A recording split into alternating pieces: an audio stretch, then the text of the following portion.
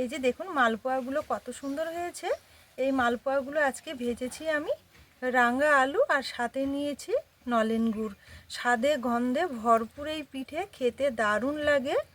অপূর্ব একটা পিঠে, একদম নরম তুলতুলে। 2-3 দিন ঘরে রেখে দিলেও কিন্তু এই পিঠে কোনোভাবেই শক্ত হবে না। খেতে কী যে ভালো লাগে, ভেতরটা একদম জালি জালি ভাব, খেতে দারুণ লাগে এই পিঠে। একবার তৈরি করে না খেলে আপনারা বুঝতেই পারবেন না যে এই পিঠের স্বাদ কত। তাই আমার অনুরোধ রইল, একবার হলো এই পিঠেটা ঠিক আমার মতো করে তৈরি করে খাওয়ার। কথা দিচ্ছি আপনাদের অনেক বেশি ভালো লাগবে। নমস্কার বন্ধুরা, নতুন পর্ব দেখার জন্য আপনাদের সকলকে জানাই স্বাগত। কাজলি ভিলেজ ফুড রান্নাঘরে প্রতিদিনের মতো আজকে আবারও নতুন একটা পিঠে রেসিপি নিয়ে চলে এসেছি। আজকে রাঙা আলু দিয়ে মালপোয়া বানিয়ে দেখাবো, একদম নরম তুলতুলে আর ফুলকো ফুলকো। আশা করছি আজকে রেসিপিটি আপনাদের কাছে অনেক ভালো লাগবে। তাহলে চলুন দেখে নেওয়া যাক আজকে মালপোয়া রেসিপি। চ্যানেলে নতুন বন্ধু হয়ে থাকলে সবার আগে চ্যানেলটি সাবস্ক্রাইব করে পাশে থাকার অনুরোধ রইল। সবার প্রথমেই এখানে আমি প্রয়োজন মতো রাঙা আলু সেদ্ধ করে খুব ভালো করে খোসাটা ছাড়িয়ে নিয়েছি। এবার এখানে একটা কাঁটা চামচ নিয়েছি, এটাতে ভালো করে একটু ম্যাশ করে নেব। এই রাঙা আলু দিয়ে মালপোয়া তৈরি করলে খেতে কিন্তু দারুণ লাগে, খুব সুন্দর একটা ফ্লেভার থাকে। আর তার সাথে পিঠেগুলোও কিন্তু একদম নরম আর মসৃণ হয়, অনেক বেশি ভালো লাগে খেতে। অবশ্যই কিন্তু রাঙা আলুটা একটু ভালো করে ম্যাশ করে নিতে হবে। তো দেখুন এখানে খুব সুন্দরভাবে একটু ম্যাশ করে নিয়েছি, এক সাইডে রেখে দেবো। এবার মালপোয়ার জন্য প্রথমেই ব্যাটারটা তৈরি করে নেব। তার জন্য এখানে একটা বড় বাটি নিয়েছি, বাটিতে নিয়ে নেব এই ছোট বাটি মেপে 1.5 বাটি নলেন গুড়। তো এখানে নলেন গুড়টা আমি পাটালি গুড় নিয়েছি একটু ছোট করে কেটে। এই নলেন গুড় দিয়ে পিঠে তৈরি করলে খেতে কিন্তু দারুণ লাগে। এইবারে নিয়ে নেব ঠিক ওই বাটি মেপেই হালকা কুসুম গরম জল। তো দেখুন এখানে জলটা কিন্তু হালকা কুসুম গরম রয়েছে। এবার গুড়ের মধ্যে ঢেলে নেব। এবারে এই বাটি মেপে ভর্তি ভর্তি নিয়ে নেব 2 বাটি চালের গুঁড়ো। তো এখানে চালের গুঁড়োটা একটু ভিজে রয়েছে, চালটা ভিজিয়ে মিক্সিতে আমি গুঁড়ো করে নিয়েছি। আপনারা চাইলে কিন্তু এই জায়গায় বাজারের যে শুকনো চালের গুঁড়োটা কিনতে পাওয়া যায় সেটাও কিন্তু ব্যবহার করতে পারেন। 2 বাটি চালের গুঁড়োর জন্য নিয়ে নেব 1 বাটি আটা, আর 1 বাটি আটার জন্য নিয়ে নেব হাফ বাটি সুজি। এই সুজিটা দেওয়ার জন্য কিন্তু পিঠেগুলো একদম খেতে ভালো লাগবে, অনেকটা কিন্তু মুচমুচে হবে। আর নেব সামান্য একটু লবণ, এতে করে পিঠেগুলো খেতে অনেক বেশি ভালো লাগবে। মিষ্টি জাতীয় খাবারে একটু লবণ দিলে দেখবেন মিষ্টির স্বাদটা কিন্তু অনেকটাই আরও বেড়ে যায়। এবারে নিয়ে নেব 1 চামচের মতো মৌরি, হাতের মধ্যে নিয়ে একটু ভালো করে ঘষে দেব। এতে করে দেখবেন খুব সুন্দর ফ্লেভার আসবে আর খেতেও অনেক বেশি ভালো লাগবে। এবারে সবশেষে নিয়ে নেব ম্যাশ করে রাখা রাঙা আলুটা।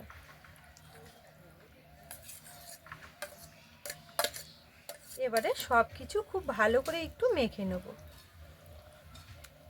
এখানে সঠিক ফুলকো ফুলকো মালপোয়া তৈরি করতে গেলে মালপোয়া তৈরির উপকরণগুলো অবশ্যই কিন্তু একটা বাটি বা কাপ মেপে নেবেন। তাহলে দেখবেন সমস্ত পিঠেগুলোই কিন্তু শুরু থেকে শেষ পর্যন্ত খুব সুন্দরভাবে ফুলবে আর খেতেও অনেক বেশি ভালো লাগবে। আর অবশ্যই কিন্তু ব্যাটারটা একটু সময় নিয়ে ভালো করে হাত দিয়ে মেখে নিতে হবে। যত ভালো করে ব্যাটার মাখানো হবে পিঠেগুলো কিন্তু ততটাই সুন্দর হবে। এই যে দেখুন এখানে আমি প্রথমে 1 বাটি গরম জল নিয়েছিলাম। তো ব্যাটারটা কিন্তু ঠিক এরকম হয়েছে, অনেকটা ঘন। এই রকম ঘন থাকলে কিন্তু পিঠেগুলো ভেজে নেওয়া যাবে না, অবশ্যই একটু পাতলা করে নিতে হবে। তো মাখানোর সুবিধার ক্ষেত্রে আমি জলটা প্রথমে একটু কম দিয়েছি। এবার এখানে আবারও আমি 1 বাটি হালকা কুসুম গরম জল নিয়েছি, অর্ধেকটা নিয়ে নেব।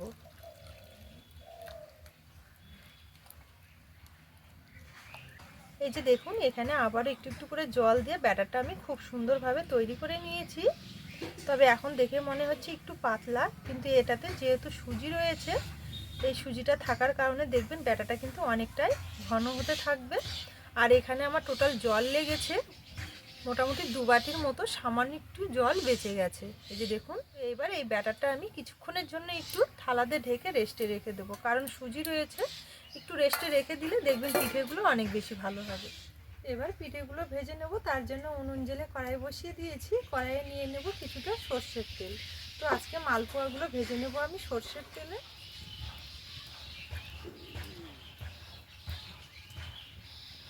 এবার তেলটা ভালো করে একটু গরম করে নেব। এখানে ব্যাটারটা আমি 10 থেকে 12 মিনিটের জন্য একটু রেস্টে রেখে দিয়েছিলাম।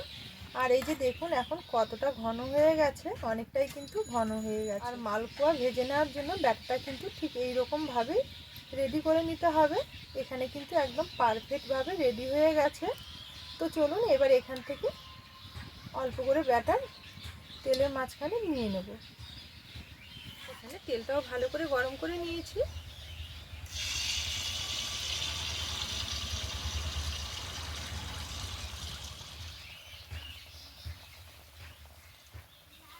দেওয়ার সঙ্গে সঙ্গে কিন্তু নাড়াচাড়া করার দরকার নেই, দেখবেন আস্তে আস্তে তেল থেকে খুব সুন্দরভাবে ভেসে ওপরের দিকে উঠে আসবে।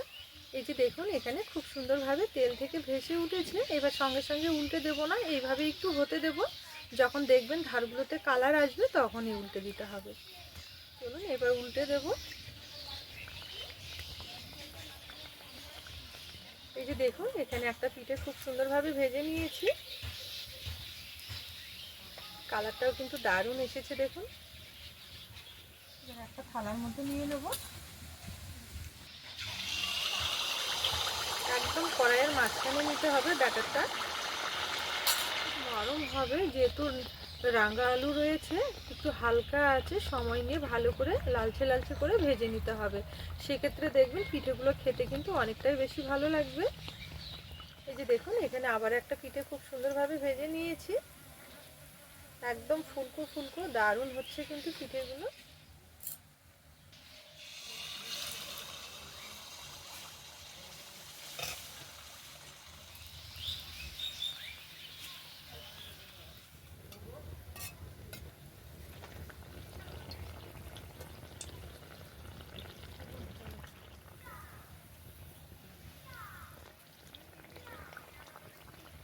তো দেখুন এই যে এখানে আবার একটা খুব সুন্দরভাবে ভেজে নিয়েছি। কতটা ফুলকো ফুলকো হয়েছে দেখুন।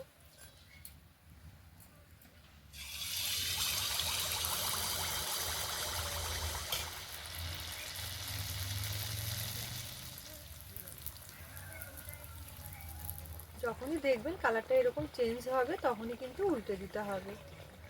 মালপোয়াগুলো ভাজতে ভাজতে দেখবেন খুব সুন্দর আস্তে আস্তে শেপ নিয়ে নেবে। ব্যাটারটাও যত রেস্ট পাবে ততই কিন্তু সুন্দর হবে। এই যে দেখুন এখানে আবার একটা খুব সুন্দরভাবে ভেজে নিয়েছি। আর কালারটা এরকম একটু চেঞ্জ করে নিলে দেখবেন পরে পিঠেগুলো খেতে কিন্তু অনেক বেশি ভালো লাগবে।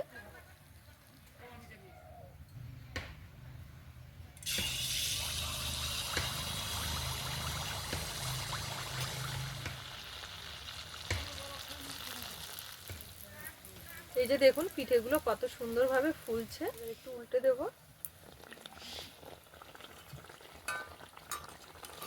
এই যে দেখুন এখানে আবার একটা পিঠে ভেজে নিয়েছি। একইভাবে সম্পূর্ণ পিঠেগুলো ভেজে নেব।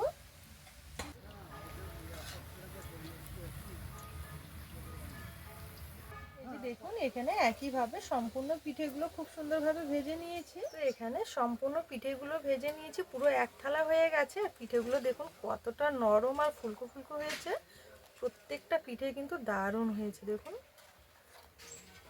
রাঙা আলুতে পিঠে তৈরি করলে দেখবেন এইরকমই নরম হবে আর খেতেও কিন্তু ভীষণ ভালো লাগবে। তাহলে বন্ধুরা আজকের এই মালপোয়া রেসিপি আপনাদের কেমন লেগেছে অবশ্যই কিন্তু একটা কমেন্টের মাধ্যমে জানাবেন পুরো ভিডিও দেখে।